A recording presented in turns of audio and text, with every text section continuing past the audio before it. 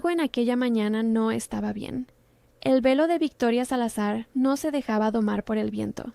Se alzaba en fugaces destellos como si quisiera decirle algo que ella, todavía, no sabía escuchar. Las ruedas del carruaje de la casa Salazar golpeaban con un ritmo pesado sobre las losas del camino empedrado, y el caballo bailarino, acostumbrado a los paseos mundanos del parque, olfateaba el aire como si fuese él quien adivinara la tensión que se acumulaba en la carne de su dueña. Victoria miró una última vez por la ventanilla. Don Alonso, encorvado por la enfermedad, pero sujeto a la voluntad de su hija, sostenía con manos que ya no tenían firmeza la borrosa promesa de mejoría que habían vendido por una noche de sacrificio. Doña Adela, con la mirada prisionera en la cofia, le pasó un pañuelo sin palabras. No hacía falta. Ella sabía por qué estaba allí: las cuentas, las deudas, la necesidad urgente de medicinas y la obligación de no quebrar la honra de la familia. Sabía también que su nombre, ofrecido a un duque, sería la moneda con la que pagarían todo aquello. Cuando el carruaje se detuvo frente a la capilla, el mundo pareció reducirse al crujido del velo y al latido en la sien. Había un coro, un eco de velas y manos que acariciaban el bordado del vestido sin más consuelo que la costumbre. Victoria avanzó por la nave con el peso de la decisión clavado en la espalda, y cada paso le parecía un recuento de los pequeños renunciamientos que la habían traído hasta allí. Las tardes que dejó de reír, los libros que vendió, la promesa en la cocina de que todo saldría bien si ella ofrecía su nombre. No necesitó ver la escena para que algo en la atmósfera le gritara la verdad. Bastó una sombra, el rumor del perfume que no correspondía al santo incienso, un movimiento que desentonaba con la solemnidad del ritual. En el último banco, antes de que ella llegara al altar, Rodrigo Altamirano volvió la cabeza y, con una naturalidad que cortaba, besó a alguien. El beso no era furtivo. Era la confirmación de que lo que hoy se ofrecía no era un pacto de corazones, sino un contrato de conveniencias. La mujer, alta, de risa fácil y ojos que se abrían a la ventaja, apartó un mechón de cabello con la misma indiferencia con la que se apartan las hojas de un libro. El mundo de Victoria se estrechó hasta un punto. No hubo gritos ni escándalo. La capilla permaneció en un silencio que pesaba como una losa. Rodrigo, con la compostura de quien cree que todo está previsto, se levantó y ofreció la mano a Victoria con el protocolo de quien firma un tratado. Su mirada, fría como la ceniza que quedaba junto a la chimenea en la mansión Altamirano, no buscó en ella ninguna empatía. Había allí, en todo caso, un interés expedito, la posibilidad de amplificar posesiones, de añadir tierras que vendrían a sus manos gracias a la alianza. Victoria, al borde del altar, comprendió dos cosas en el mismo instante. La primera, la traición no le era ajena. Estaba allí desde antes de que tocara el volante del carruaje. La segunda, el sacrificio seguiría siendo suyo, pero no por debilidad, sino por elección. Tomó la mano que le ofrecían y, con una voz que resonó sin aspavientos, dijo palabras que nadie esperaba en una boda de conveniencia. Dejó claras sus condiciones. No fue una murmuración ni una súplica, fue una negociación pública. Anunció, con la discreción con que se imponen los límites, que las rentas de las tierras de su familia permanecerían destinadas a la atención de don Alonso mientras su salud lo necesitara. Reclamó que los trabajadores percibieran sus salarios en tiempo y forma, y que se respetara la integridad de los contratos con los arrendatarios de las pequeñas huertas. Habló de medicinas, de la presencia de un médico que supervisara el tratamiento familiar y de un administrador nombrado por los Salazar para vigilar los pagos durante 3 años. Rodrigo, sorprendido en su propio teatro de seguridad, dejó que la sala se llenara de una incomodidad perfectamente calculada. Su madre, doña Consuelo, apretó los labios. Los ojos del duque mordían esas líneas como si su orgullo fuese el único ofendido. Sin embargo, su aceptación llegó con la calma de quien puede permitirse la benevolencia, porque creía que aquellas cláusulas no afectarían la esencia de su proyecto. Aceptó. Firmaron, en apariencia, un acuerdo que dejaba todo en pie. El matrimonio se celebró. El nombre de Victoria pasó a formar parte del ducado, y con él una promesa silenciosa de que lo que se daba entraría en la maquinaria del poder. Fue una ceremonia de puntas y cortes. Casi nadie, salvo Victoria, habló de lo que aquel beso significaba. Pocos se atrevieron a comentar la verdad en voz alta. Doña Adela sostuvo la mano de su hija como quien aprieta una cuerda para no romperla, y don Alonso, con la mirada huidiza, logró sonreír en un acto de gratitud y desolación al mismo tiempo. Cuando la pareja abandonó la capilla, Bailarino rozó la hierba húmeda del pórtico. La imagen del caballo, firme y elegante, quedó suspendida en la memoria de Victoria como un pequeño contrapeso de libertad en un mundo que, de otra manera, se la iba comiendo. Si quieres descubrir cómo terminará este sacrificio, quédate hasta el final. La mansión Altamirano recibió a la nueva duquesa con un silencio que no invitaba a la tranquilidad. Sus salones, decorados con tapices que narraban gestas antiguas, olían a cera y a humo frío. La chimenea, a pesar de sus grandes dimensiones, no lograba dar calor a la costumbre helada que el duque imponía en aquel lugar. Rodrigo se movía por los corredores con la seguridad de quien conoce cada sombra de su dominio. Los criados se apartaban, y los ojos de algunos de ellos apenas admitían un destello de curiosidad o de lástima al mirar la figura menuda de Victoria. Fernando Altamirano apareció entonces, como si hubiese estado siempre aguardando un respiro que aún no había llegado. Más joven, con una barba tenue y unos ojos que llevaban la paciencia de quienes han visto demasiadas verdades mal envueltas, se acercó con un gesto que no era ni de afecto manifiesto ni de distancia. Saludó a Victoria con una deferencia que no necesitó palabras grandilocuentes. Su movimiento fue sencillo, auténtico. «Bienvenida», dijo, y esa sola palabra tuvo la forma de una mano tendida. La relación entre los hermanos era visible en la manera en que el patio se movía ante ellos. Don Rodrigo imponía órdenes con la frialdad de quien no admite fisuras. Fernando escuchaba, preguntaba y en ocasiones contradecía con diplomacia. La madre, doña Consuelo, había aprendido a navegar entre las dos mareas.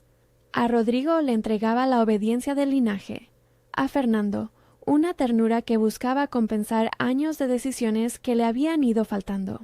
La primera noche en la mansión fue una sucesión de gestos que la nueva duquesa había previsto apenas mientras tejía el plan que le permitiría sostener a su familia. Los salones se cerraron con el sonido de los postigos y las risas de la corte se extinguieron en los corredores. Rodrigo mantuvo su distancia, cortés en la mesa, austero en los modales y siempre con la mirada que miraba más allá de ella, como quien estudia activos en un libro contable. Aquella distancia no fue un insulto ni una lluvia, fue la constatación de que su matrimonio era exactamente lo que ella temía, un instrumento. Pero no todo era desolación. Entre las frías lámparas y los tapices asomó la calidez de Fernando. En una ocasión, cuando el resto de los invitados se disolvía en el humo de los cigarrillos y las copas ya vacías, él encontró a Victoria sola en la terraza, mirando al jardín. Le ofreció una taza de té sin preguntas superfluas, y mientras la mano de ella se cerraba alrededor de la porcelana caliente, le contó de las tierras con una honestidad que no exigía su confianza, sino que la merecía. «No todo aquí es lo que parece», dijo él al principio como quien relata una observación inofensiva. «Hay hojas en los libros que no aparecen en los registros oficiales. Hay más manos cosechando de las que figuran en los contratos. Pequeñas cosas que, sumadas, hacen una diferencia». Victoria no respondió de inmediato. Su mirada se desprendió un momento del jardín para posarse en la figura de Fernando. No era una llamada de amor, sino una alianza vestida de futuro. Ella quería comprobar, quería saber si la simpatía que él mostraba era genuina o la simple cortesía de un hermano con conciencia social. Su decisión, más que el resultado del gesto, sería la forma en que se ofrecería a la batalla que intuía. Los días siguientes fueron una sucesión de descubrimientos que no aparecían en los grandes libros de la mansión. Un criador de la despensa, con manos ásperas y la mirada de quien guarda secretos por supervivencia, dejó en la habitación de Victoria una nota doblada entre las costuras de una cajita de madera. «No confíes en las cuentas que te muestran», decía la caligrafía temblorosa.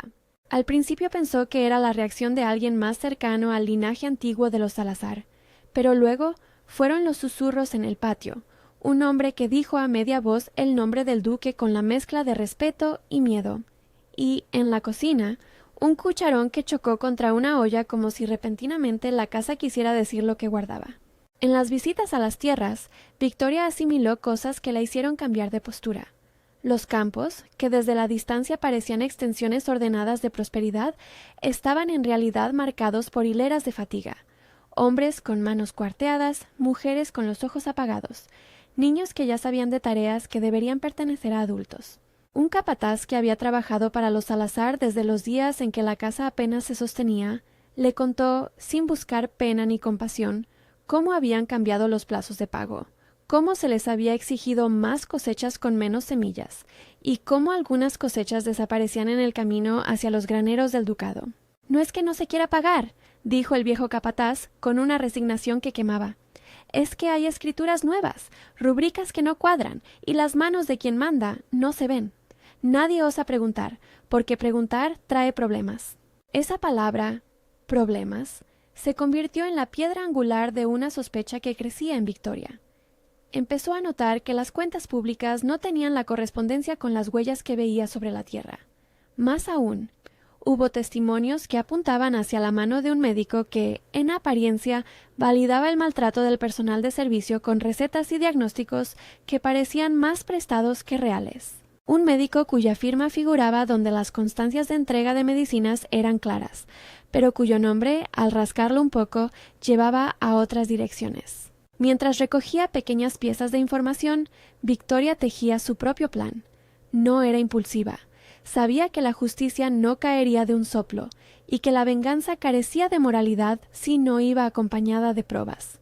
Su arma sería la verdad documentada, la prueba que no dejara lugar a la interpretación de la avaricia. Y para conseguir esa verdad, si había que creer a Fernando, necesitaban una llave. La llave se convirtió en un símbolo y en un misterio. Fernando la mencionó por primera vez en la biblioteca, entre estanterías llenas de libros que olían a cuero y polvo. La habló como quien pronuncia el nombre de una reliquia. «Mi hermano lleva, desde hace años, una llave al cuello. No es una joya. Es la llave de una caja donde guarda algo que no quiere que se vea. Si ese cofre existe, allí podría estar la contabilidad que falta, los cuadernos con las partidas que explican las traslaciones del dinero». La palabra cofre cayó con el sonido de un metal en el silencio de la sala. Victoria pensó en la llave colgando junto al corazón de Rodrigo, visible a veces en los dedos de su camisa, oculta a otras bajo la cadena. Se imaginó la posibilidad de un cofre con papeles, nombres tachados y cuentas que cerraran como un cerrojo la boca de quien había ordenado la explotación. Era una imagen minuciosa. La llave, el cofre, el cuaderno con números manchados y a la vez firmes. Cada elemento era una pieza de la maquinaria de la traición que nadie, o apenas nadie, había imaginado. No todo fue fácil para arrancar esas verdades. En un pasillo, una criada que había servido a la casa desde antes de que Victoria naciera, la miró con una mezcla de respeto y temor. «Cuide, señorita», dijo en voz baja, y no añadió más. Esa cautela, repetida en bocas diferentes, reveló que la mansión no solo protegió secretos por encima de sus muros. Los secretos se protegían solos mediante el miedo. Se sucedieron pequeñas peleas con Rodrigo que tenían el aire de intercambios administrativos más que de tensiones conyugales. Él acusó a Victoria de entrometerse en asuntos que no le incumbían, y ella respondió con la serenidad de quien sabe que la palabra es a veces más punzante que la espada. En una ocasión, frente a la chimenea de mármol, Rodrigo deslizó una observación que pretendía ser una reprimenda. «No es lo más prudente abrir disputas aquí, Victoria. Tienes que aprender que en estas casas el silencio es aquello que salva la reputación». Ella lo miró con claridad. «No me interesa guardar reputación si detrás está la miseria de gente que trabaja para nosotros. Mi deber es con los míos y con los que no pueden alzar la voz». Su tono no quebró en impotencia, sino que se mantuvo firme en la decisión. No hizo promesas vacías ni alardes de heroísmo. Habló como quien sabe que su fuerza está en la coherencia de sus actos. Rodrigo la observó como si quisiera calcular el riesgo que suponía tener a una mujer así a su lado. No la subestimó. La contuvo con esa fórmula de frialdad que le servía para disolver las voluntades. Por la noche, cuando el duque se retiró a sus papeles y la mansión regresó a su respiración normal, Victoria apareció en la biblioteca con una lista que había hecho a su manera. Nombres de arrendatarios, fechas de pago, testimonios rayados en tinta. Fernando, presente por decisión propia más que por obligación, Leyó todo con la paciencia de quien arma un rompecabezas. Fue él quien trazó una primera hipótesis. Coincidencias en fechas, firmas repetidas, doctores que aparecían como emisores de permisos con caducidad sospechosa. Es un sistema, dijo, no un par de errores. Comenzaron, entonces, a entrevistar a quienes podían hablar sin exponerse. Un herrero que sabe cómo se rompen las cadenas de una puerta les contó de un cofre que había sido movido hacia la ala de las bodegas en una noche de tormenta. Una curandera que cuidaba de los enfermos del pueblo susurró que había visto al médico y a un escribiente discutir con la misma urgencia con la que se discute una estafa. Cada pequeña confidencia era una hebra que obligaba a buscar la madeja completa. Victoria entendió que su matrimonio no sería la prisión que ella temía ni el liberador que esperaba. Sería, en realidad, el terreno donde se disputarían dos concepciones de poder. Una, la del dominio absoluto y la acumulación fría.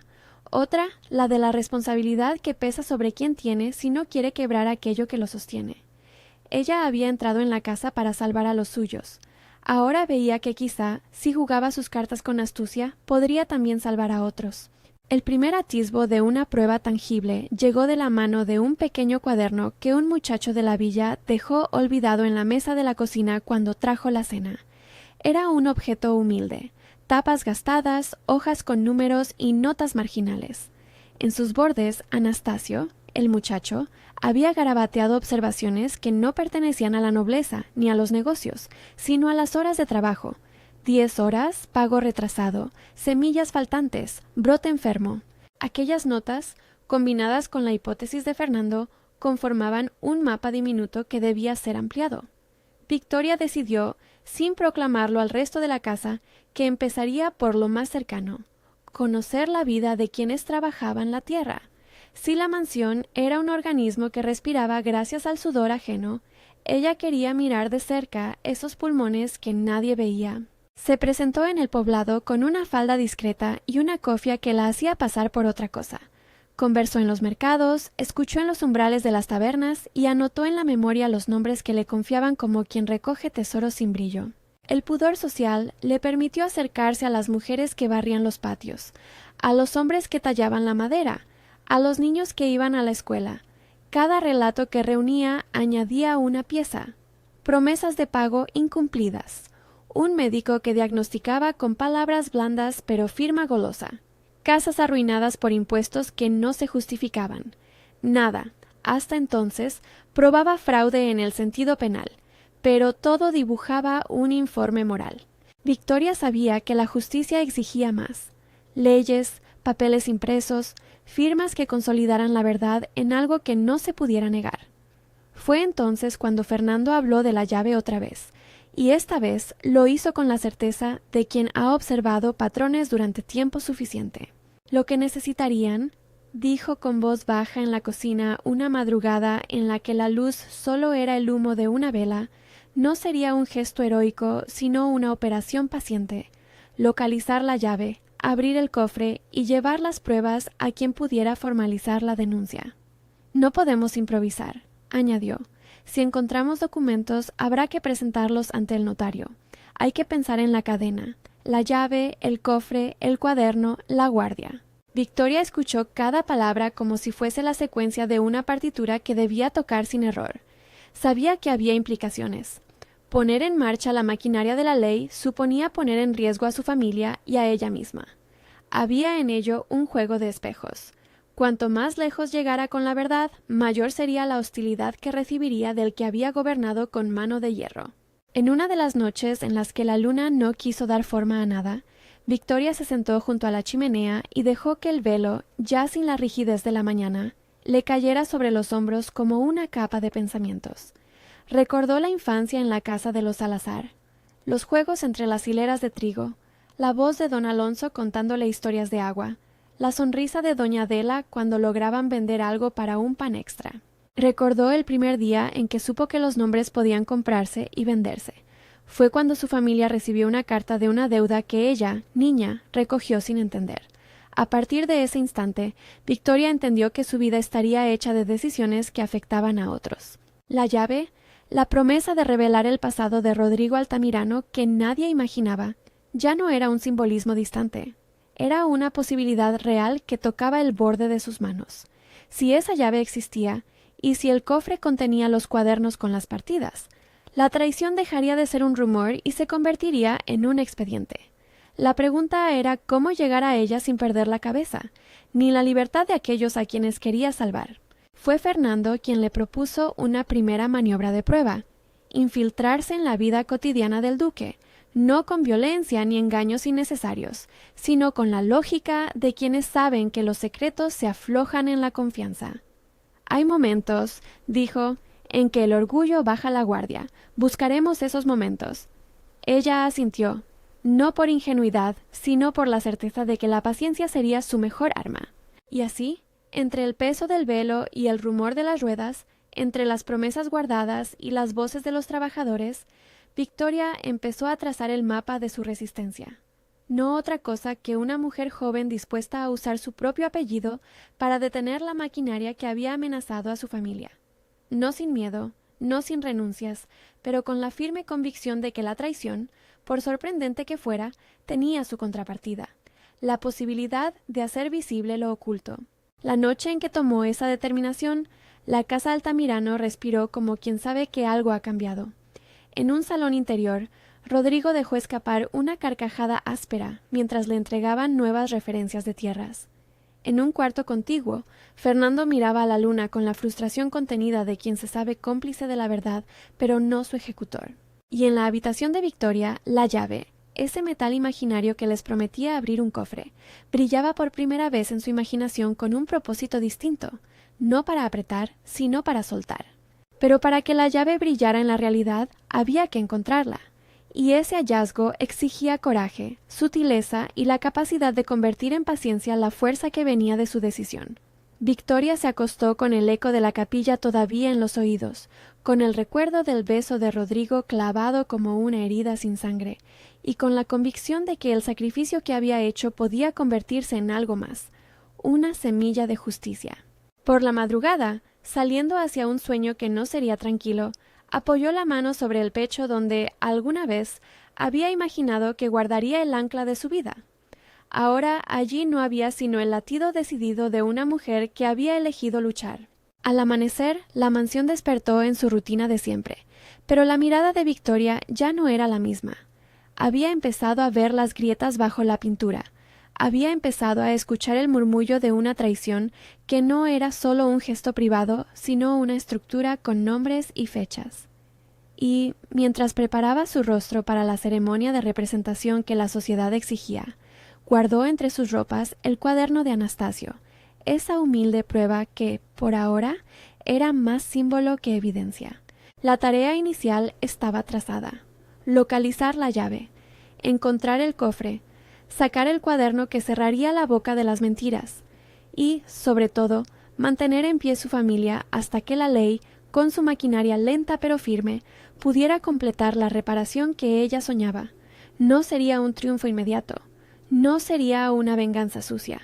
Sería un proceso, largo y cortante, que empezaba con una decisión tomada en un altar y se prolongaría en noches en vela, visitas a aldeas y conversaciones con gente que temblaba al ser escuchada. Al salir al patio esa mañana, Victoria vio a Bailarino pastar con la misma tranquilidad con la que alguien sigue, ajeno a la corriente de la vida. El caballo parecía no saber que su nombre sería testigo de acuerdos y traiciones. Para Victoria, ese animal, con su noble perfil y sus cascos que golpeaban una tierra aún húmeda, era algo así como una promesa de libertad. No la de una huida, sino la de la posibilidad de mover, paso a paso, lo que la injusticia había congelado. La entrevista con un grupo de trabajadores pactada para el día siguiente sería su primera acción pública. Sería también la prueba de fuego de su capacidad para sostener decisiones. Si la llave no aparecía pronto, la ruta tendría que cambiar.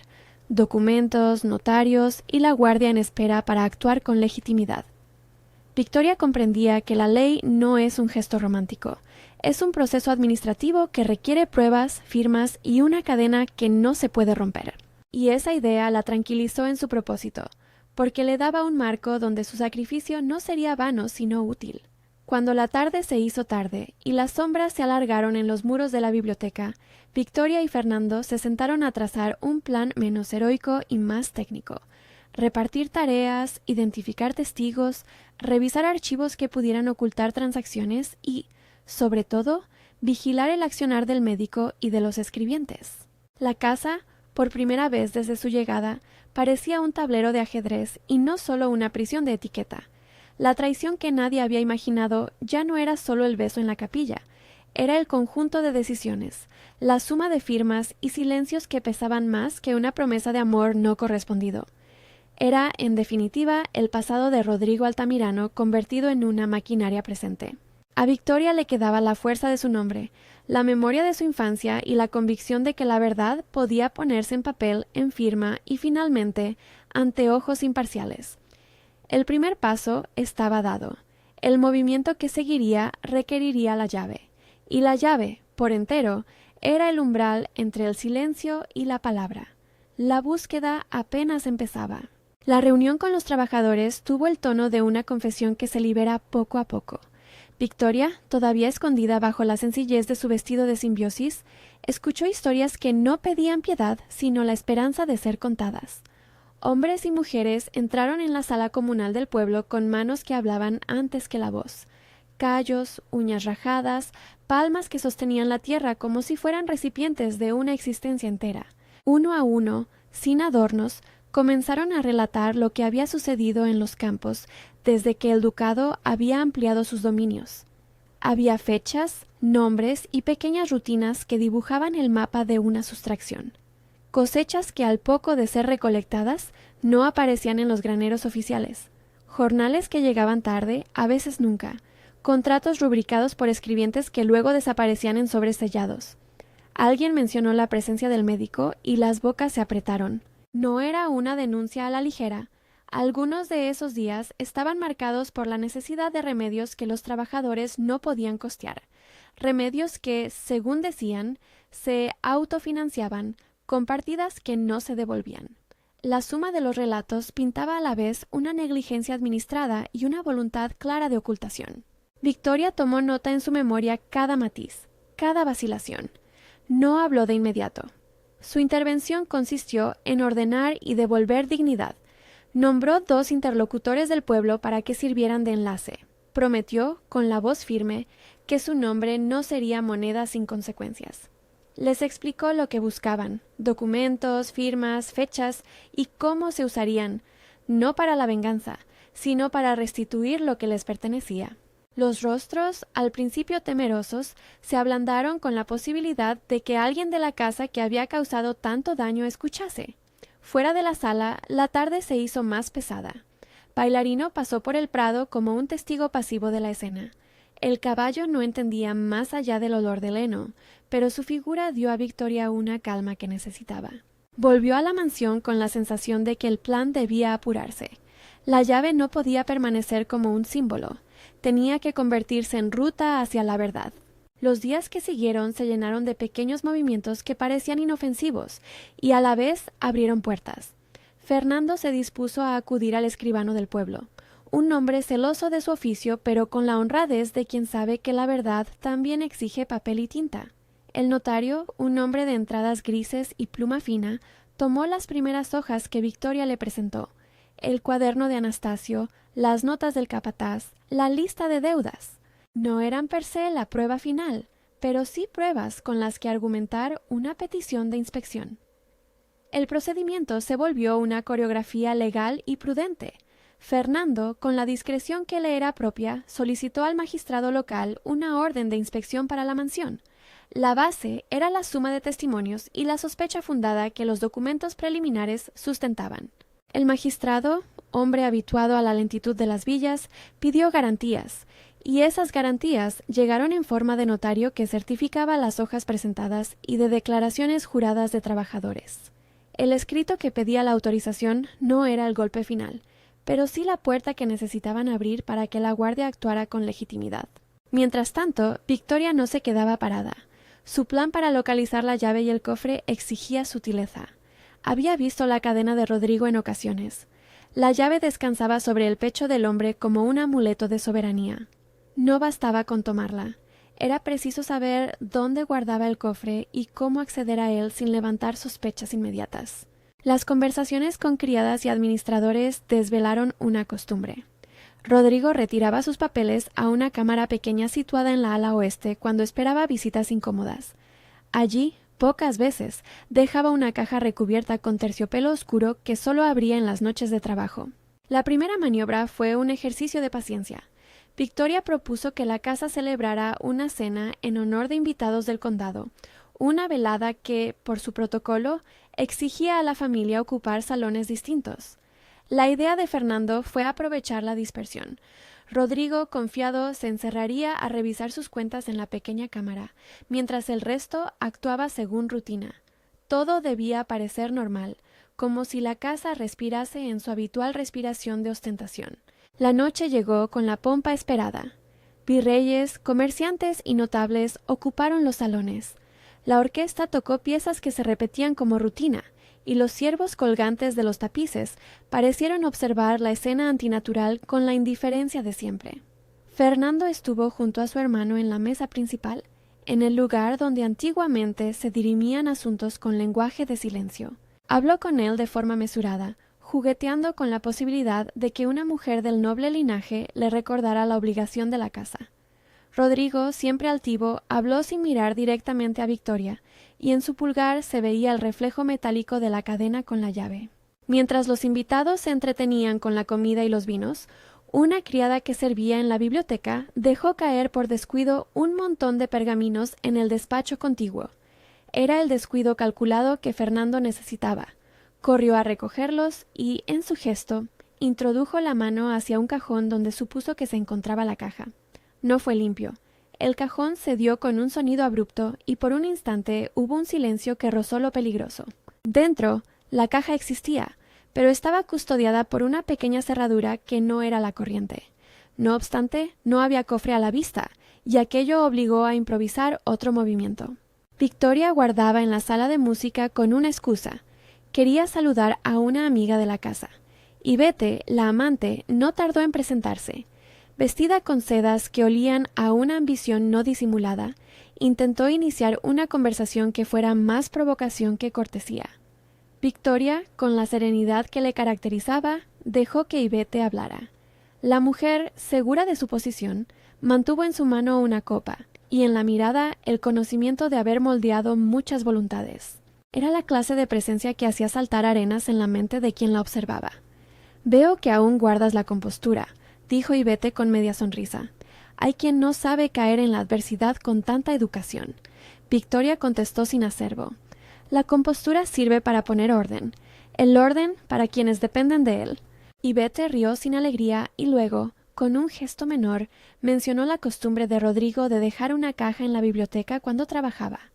Lo dijo como quien confirma lo que todo el mundo ya conoce. No sabía que, esa vez, sus palabras serían un puente. La pequeña caja no estaba donde esperaban. Sí hallaron, sin embargo, un collar antiguo en la mesa de Rodrigo. La cadena con la llave descansaba ahora sobre un servilletero, como si la ausencia de su dueño la hubiese vuelto un objeto inane. Fernando la vio y su corazón se aceleró.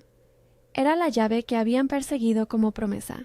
Tomarla suponía un riesgo evidente. La ley no avalaba hurto ni violación de la mansión. Sin embargo, la estrategia fue otra.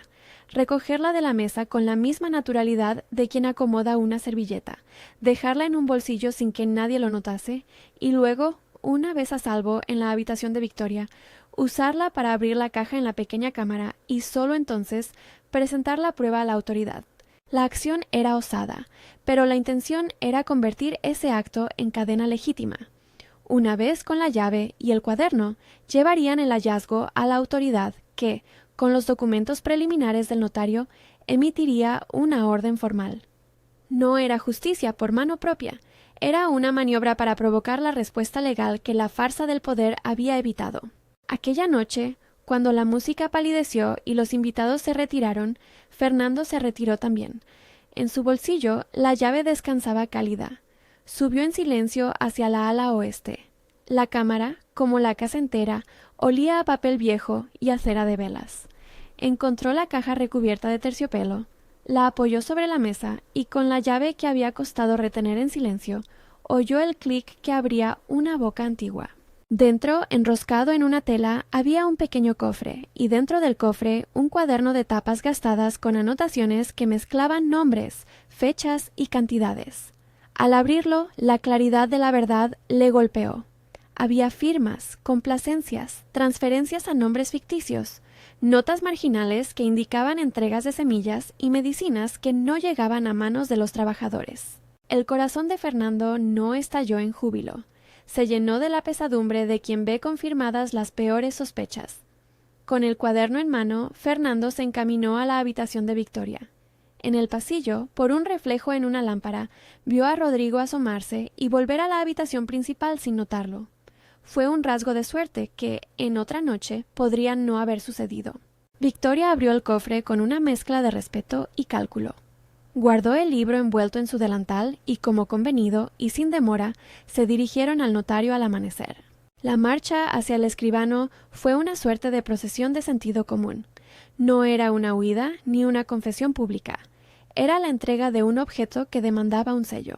El notario, al ver las hojas, palideció. La tinta en el cuaderno coincidía con firmas registradas. Las fechas cerraban secuencias que no solo parecían sospechosas, sino que lo eran. Fernando redactó la petición de forma meticulosa. Presentación de pruebas que sustentaran la sospecha de fraude y solicitud de emisión de una orden de inspección y eventual detención para quien resultara responsable. El magistrado, blindado entre papeles y la prudencia de su cargo, tardó alguna hora en decretar lo necesario. Estaba obligado a actuar si las pruebas eran sólidas, y así lo fueron. La orden se firmó. La guardia, bajo el mando del comandante, podría entrar en la mansión y secuestrar documentos, asegurar bienes, y si había suficientes indicios, detener al responsable para responder ante la ley. La mañana en que la guardia cruzó el umbral de la mansión no fue la de una tormenta, fue la de una diligencia que desactivaba rituales. Los criados miraban a los soldados con la mezcla del temor y la esperanza que asoma cuando la ley pisa un lugar que había quedado por encima de ella. El comandante, un hombre con la cara curtida por la lluvia y por otros mandatos, pidió que Rodrigo se presentara. La convocatoria fue formal, con el sello que solo la justicia puede ostentar. Rodrigo, al oír el motivo, mantuvo la compostura. Su rostro no traicionó sorpresa, sino la ira fría de quien siente que el mundo se ha movido sin su permiso. No fue una escena de caza. El comandante mostró la orden, la enumeración de los documentos a secuestrar, y luego, con la presencia del notario que ya había certificado el cuaderno, pidió la entrega voluntaria de los bienes indicados. Rodrigo replicó con su habitual arrogancia. Negó, retó, ofreció la palabra de honor. Nadie, sin embargo, podía sostener la palabra donde la tinta lo desmentía. Al revisar los archivadores y abrir la caja, la guardia encontró los registros. El cuaderno que Victoria y Fernando habían traído ya no era un hallazgo aislado. Era la punta de un hilo que, una vez tirado, desenrollaba una madeja de contratos falsos, pagos desviados y complicidades administrativas. La detención de Rodrigo se realizó con la formalidad de un acto legal. No fue un linchamiento. Fue, por el contrario, la aplicación de la ley. El comandante le puso las manos con las que solía firmar documentos al alcance de su mirada. Esposaron al duque, leyeron su condición y lo trasladaron al calabozo municipal. Doña Consuelo, que hasta ese momento había aprendido a navegar por la lealtad a su linaje, no supo qué decir. Quedó sola en su habitación con la posibilidad de pensar enseguida en aquello que había sostenido durante años. Su mirada, que había sido siempre el eje de cierta equidad doméstica, se rompió en dudas. Algunas de esas dudas se convirtieron, con el tiempo, en la posibilidad de admitir que la casa había hecho daño. Y Bete, al enterarse, intentó huir. Había planeado marcharse al puerto aquella misma noche. Su mundo de ventajas se desmoronaba y la fuga parecía la salida más clara. Sin embargo, la gente del pueblo, a la que ella había utilizado con desprecio, la vio pasar por la calle con una maleta demasiado ligera para su culpa. Un grupo de vecinos la detuvo, no con violencia, sino con preguntas que no le dejaron argumentos. Y Bete se precipitó hacia la diligencia que llevaba a Bailén, pero en el camino encontró a la guardia que, alertada por la notificación de huida de testigo, la detuvo. Su caída fue tan pública como había sido su presencia discreta en los salones del duque. Fue conducida ante la autoridad. Sus complicidades y su codicia salieron a la luz cuando se comprobó que recibía partidas y correspondencias que la ligaban directamente al desvío de fondos. El médico corrupto, esa figura que tantas veces curó con la pluma y la firma más que con la ciencia, fue requerido con similar formalidad. Sus recetas, que aparecían como justificantes de gasto en los libros del ducho, no resistieron el cruce de firmas que el notario realizó. Fue separado de su práctica y sometido a la investigación correspondiente. Algunas de sus atenciones a don Alonso, por fortuna, no habían sido daño sino error clínico. Otras, en cambio, revelaron un lucro que no merecía absolución. Cuando la noticia de la detención se extendió, el pueblo no celebró con fanfarrias. Hubo, en cambio, una liberación silenciosa. Las manos que trabajaban la tierra dejaron de progresar con la preocupación del día a día para mirar a la mansión como a una gran caja que, por fin, podría abrirse.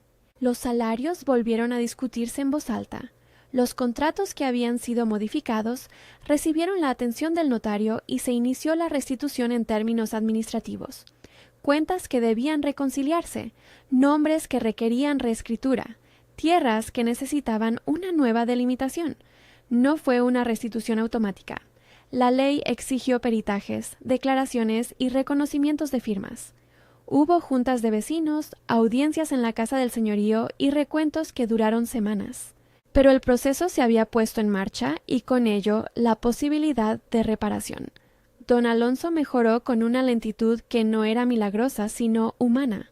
La seguridad económica, el retiro de un médico que solo buscaba provecho y la presencia de su hija como guardiana de las decisiones surtieron efecto. Alivió en su pecho la carga de la deuda y su recuperación fue, sobre todo, la recuperación de una dignidad que había quedado arrinconada por años de necesidad. Las noches en que la fiebre lo atenazaba, Victoria estuvo junto a él sin pedir nada.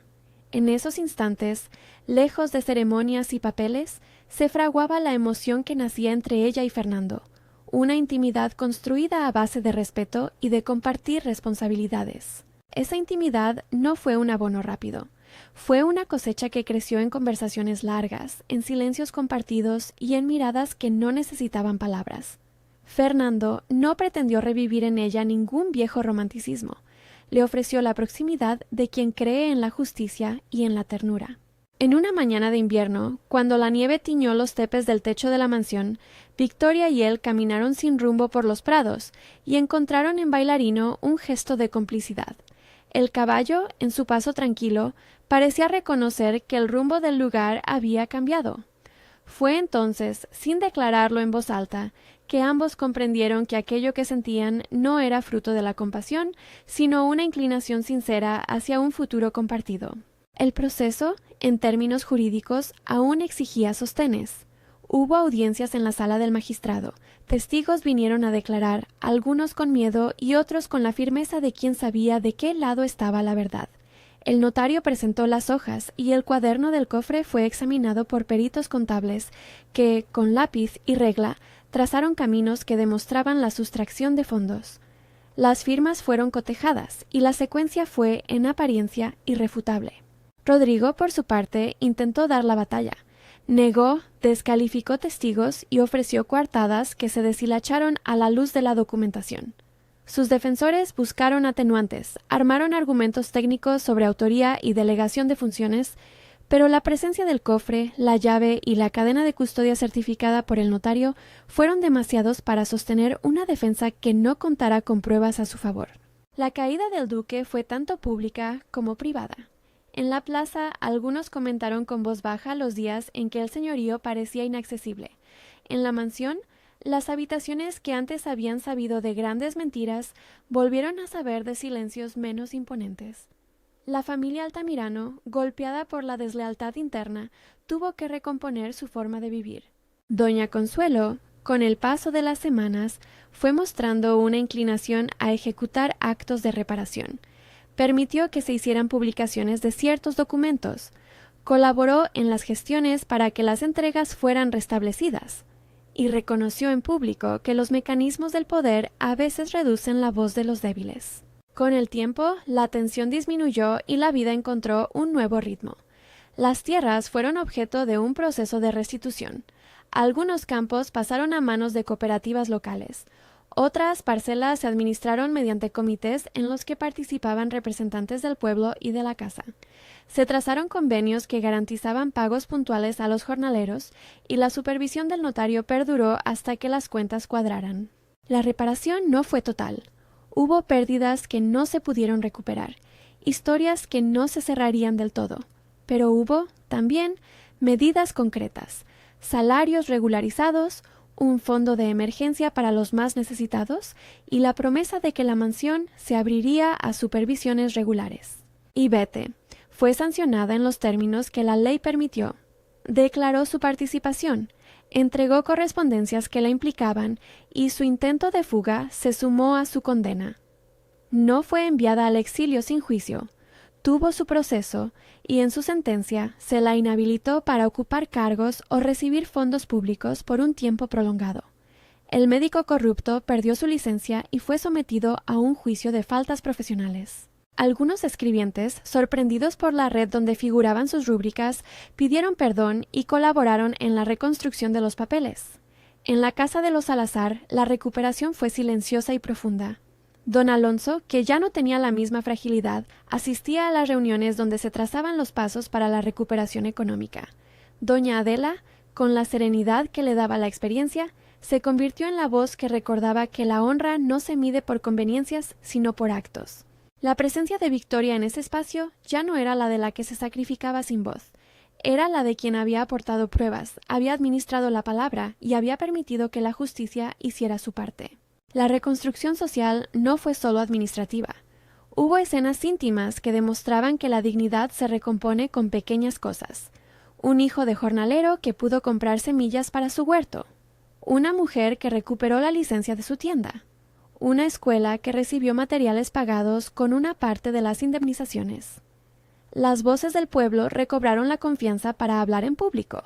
Los ancianos que antes temblaban al mencionar la palabra «señor», ahora lo hacían sin silencio. En la intimidad de Victoria y Fernando, la relación evolucionó desde la mutua admiración a la complicidad cotidiana. No hubo grandes gestos de poses en público. Sus acciones fueron pequeñas y llenas de sentido. Él asistía a las consultas médicas cuando don Alonso lo necesitaba. Ella tomaba el cuaderno de registro de la casa con naturalidad y lo revisaba para actualizar las cuentas. Se dieron la posibilidad de una vida compartida que no borraba la herida, sino que la hizo parte de la historia común. En una tarde de primavera, en el mismo prado donde Bailarino paseaba, Fernando tomó la mano de Victoria y le propuso lo que nadie en la casa esperaba: un matrimonio que no fuera la consumación de un sacrificio, sino la celebración de una elección consciente. La boda entre Victoria y Fernando no fue un espectáculo de poder. Fue una ceremonia sencilla en la plaza del pueblo, con la iglesia abierta y la presencia de quienes habían trabajado por la justicia. La gente acudió no con la curiosidad del escándalo, sino con la alegría de quien ve la promesa cumplida. Don Alonso, con la voz que la edad y la recuperación le dieron, ofreció la bendición sin silencios embarazosos. Doña Consuelo, que había aprendido a ver el mundo con matices, asistió con una mezcla de orgullo y enmienda. Y Bette no estuvo. Su ausencia fue la de quien había preferido su comodidad a la reparación. El festejo después de la boda fue auténtico. Se sirvió pan y vino, y los músicos tocaron canciones que hablaban de trabajo y de campo. Bailarino, como testigo constante, figuró en muchas fotografías y en muchos saludos. La plaza olía a flores de temporada y a pan recién horneado, y en ese aroma había la evidencia de que, aunque las heridas no desaparecieran, la comunidad se había reconstituido. Los meses posteriores se dedicaron a la consolidación del cambio: acuerdos escriturales, reasignaciones de tierras, comités vecinales y la supervisión judicial que impidió que las mismas manos se enquistaran de nuevo en el poder. El expediente contra Rodrigo continuó hasta su sentencia. El juez, después de evaluar pruebas y testigos, dictó sanciones económicas, la inhabilitación para administrar bienes y la obligación de reparación en la medida de lo posible. No fue una condena que anulara la historia ni una absolución que la olvidara. Fue la aplicación de una norma que, por lenta, procuró equilibrio. Con el tiempo, la propuesta de Victoria y Fernando se convirtió en la confianza que resignificó la casa. Él pasó a asumir tareas administrativas con transparencia y ella mantuvo la vigilancia de las relaciones con el pueblo. Doña Consuelo, en un gesto que sorprendió a muchos, apoyó públicamente la restitución de ciertos terrenos al uso comunitario y afirmó en una reunión que el linaje exige la responsabilidad que a veces la ambición olvida. En las noches, cuando la mansión recuperaba su silencio y los tapices dejaban de contar batallas, Victoria solía acercarse a la biblioteca donde, un día, había descubierto la caja. Colocaba la llave sobre la mesa y la miraba. Había algo en ese metal que ya no significaba solo un acceso a documentos. Era la prueba de que un pasado oculto puede salir a la luz si hay quienes se atreven a mirar. La llave, que había sido motivo de subterfugio, pasó a ser símbolo de memoria. Un objeto que recordaba que la verdad no siempre se presenta con fuerza, que a veces hay que reclamarla con paciencia. Una tarde, al recorrer los campos con Fernando y observar a la gente laborar, Victoria recordó los momentos anteriores a todo esto. La capilla, el beso, la decisión en el altar. No hubo en su recuerdo rencor, sino la constatación de que las decisiones difíciles no siempre llevan a la ruina. En la forma en que la comunidad cosechaba, en la manera en que los niños corrían por caminos que ya no estaban marcados por la servidumbre, pensó que la traición no había sido únicamente una ruptura. También había sido el motor que la obligó a descubrir la potencia de su propio nombre. El pasado de Rodrigo, que nadie había imaginado entero, quedó expuesto. Sus maniobras, sus falsedades, la red de intereses que había tejido. Pero la historia no concluyó en la caída de un solo hombre. Concluyó en la puesta en marcha de una reparación que exigió trabajo, presencia y tiempo. No fue la gratificación del escarmiento, sino la labor de reconstrucción lo que definió el desenlace. Al final, en la plaza donde Victoria y Fernando celebraron su boda, la gente volvió a reunirse para un día de mercado y música.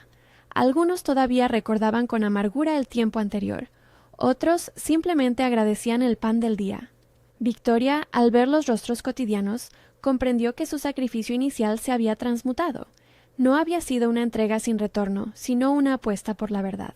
Era, en definitiva, una traición no esperada que había abierto la puerta a la justicia y a un pasado que, ahora sí, nadie imaginaba en su totalidad. Si te ha conmovido la elección de Victoria y quieres decir qué habrías hecho en su lugar, cuéntalo en los comentarios y suscríbete para leer más historias donde la verdad y la dignidad se enfrentan al poder.